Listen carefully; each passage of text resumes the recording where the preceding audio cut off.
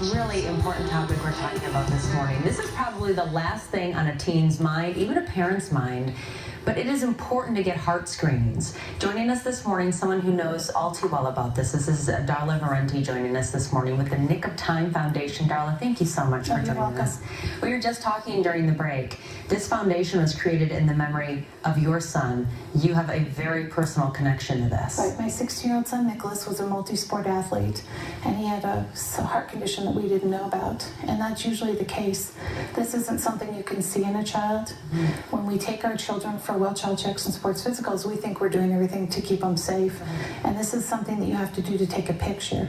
So by doing a 12-lead EKG or an echo, if that's warranted, like we do at our screenings, that's how you can catch these structural and electrical issues that cause sudden cardiac arrest in teenagers. Right, and no teen is immune. I mean, when you think about it, you know, like you said, you thought you're doing everything right as a parent, and on top of it, you know, a teen athlete seems like the pinnacle of good health. They're young, they're in shape.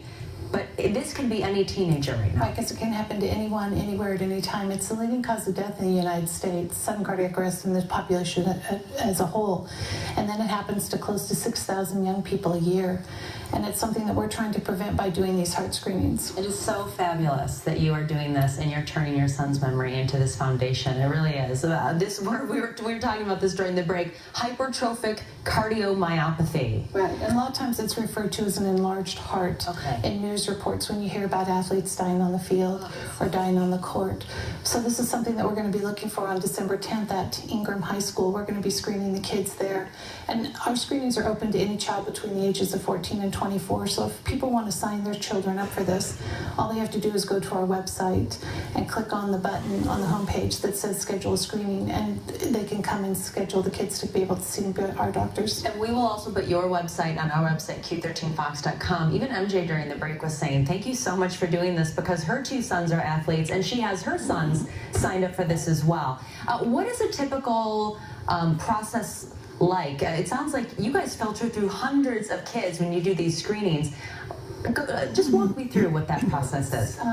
It's very simple. It takes about 35 to 40 minutes for each child. They come in, they've pre-registered, so they just check in. They get their blood pressure checked by the local fire department. We partner with whatever fire departments in the community where we're going to be screening at. Then the kids, it splits into two screenings basically. It goes to a girl's side and a boy's side. So the girl's side's very private. And they go in and they get a 12-lead EKG, which takes a picture of what their heartbeat's doing. They get their heart listened to by a physician to make sure that standing up and laying down, that everything's okay. And then they come out and they go to what we think is the most important station at the screening, which is the CPR and AED section, where they learn hands-only CPR. So every child that comes through can learn how to save someone's life. And from there, they go and talk to one of our doctors, and we partner with the University of Washington Medicine and Heart Center and various other hospitals in the area send their physicians to help us. At any given time, we have 25 to 30 doctors that are helping us out and volunteering for the day. And then at that point, the kids can either be checked out completely okay and they're free to go, or some kids, about 30%, will need an echo, which is basically a sonogram of their heart, and we have that station set up so that they can go and just get a real good picture of what's going on with the child's heart. And then they come back and talk to the doctor again, and from there they get checked out. Or if there's a problem, then I work with the doctor and we call the parents, or if the parents are there, we talk to them and work with them on follow-up. All right, to let every child can get seen. Yeah. Absolutely, to prevent tragedies. Right, happening on the field, because we don't want another community to go through what our family did if we can prevent it. Yeah. We've screened over 13,000 kids to this point, and we found over 400 that have needed some kind of follow-up, and a lot of them have had monitoring. They've had surgery, open heart surgery.